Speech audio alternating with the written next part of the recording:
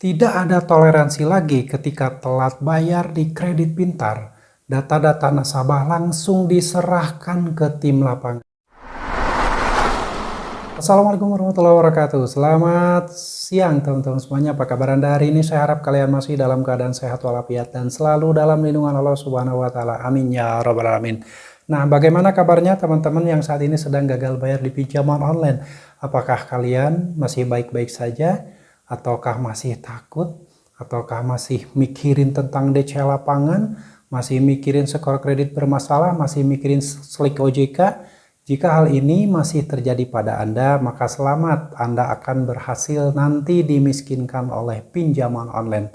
Dan kali ini yang akan saya bahas adalah telat bayar di kredit pintar. Ternyata data-data nasabah langsung diserahkan atau dialihkan ke tim lapangan. Nah, buat kawan-kawan yang pernah menggunakan kredit pintar, sudah telat bayar, kalian boleh berbagi pengalaman pula dengan dituliskan di kolom komentar nanti ya.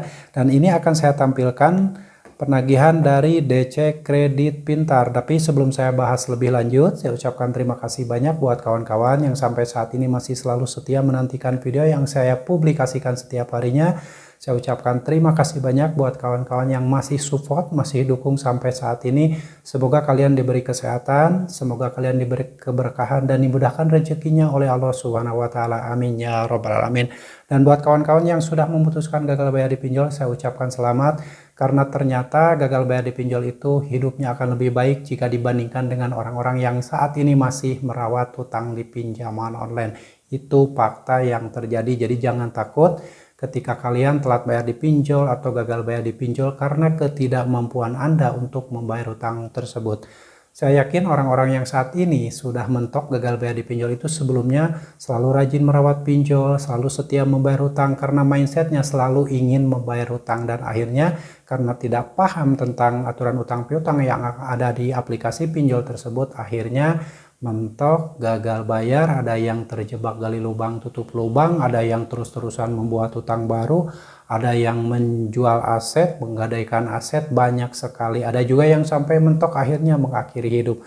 Itu fakta terjadi ketika berutang di pinjol. Makanya saya selalu berpesan, hati-hatilah ketika kalian berutang di pinjaman online, mau legal atau ilegal sama saja, tidak usah dibedakan karena bedanya hanya status saja, yaitu legal berizin OJK dan ilegal tidak berizin OJK. Tapi prakteknya kita mana tahu apakah pinjol legal itu akan menerapkan aturan OJK atau tidak. Justru yang sudah pernah saya alami dulu, ketika berutang di pinjol legal itu penagihannya ada yang sampai caci maki, menghina, mengkata-katain binatang, itu tanpa menyebutkan nama aplikasinya. Cuman saat itu saya hanya menggunakan pinjol legal. Setelah saya selidiki, ternyata semua itu penagihan adalah kalimat-kalimat template yang sudah dipersiapkan sedemikian rupa, dan ada yang dilakukan oleh seseorang yang mendapatkan request dari pinjaman online legal atau ilegal untuk mengirimkan penagihan-penagihan tersebut. Nah, itulah makanya jika kalian melaporkan penagihan-penagihannya itu ke OJK karena kalian merasa bahwa kalian itu gagal bayar di pinjol legal,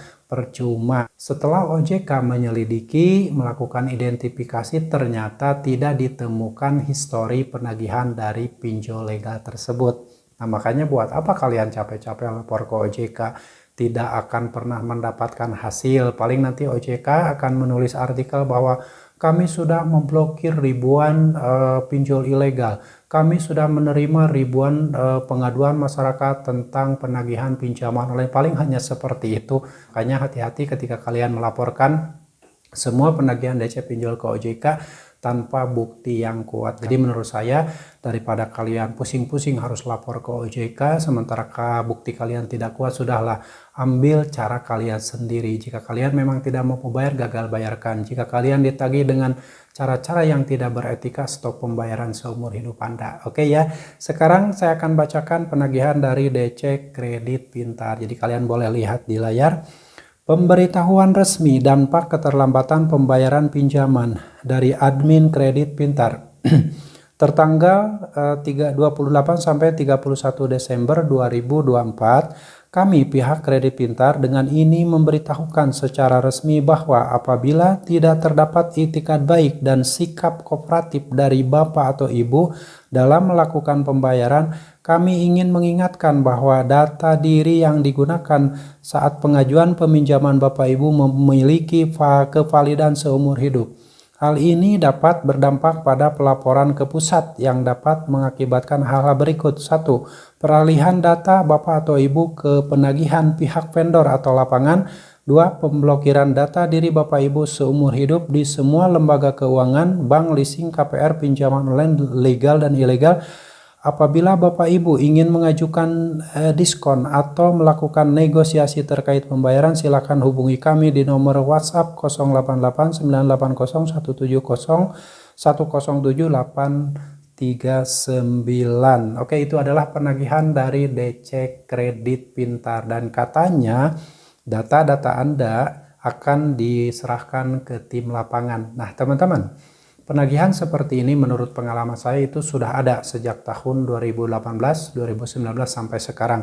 Dan penagihan ini ternyata masih dipakai karena masih banyak orang yang ketakutan. Masih banyak nasabah-nasabah kredit pintar yang ketakutan.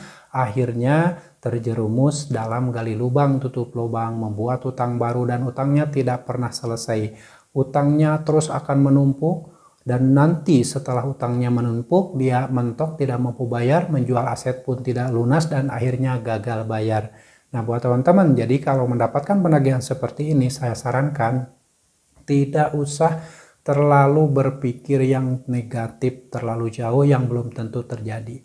Tetap sikapi dengan semua ini dengan tenang. Jangan sampai memikirkan hal-hal yang aneh, apalagi sekarang sudah mulai tanggal 22 Januari 2025.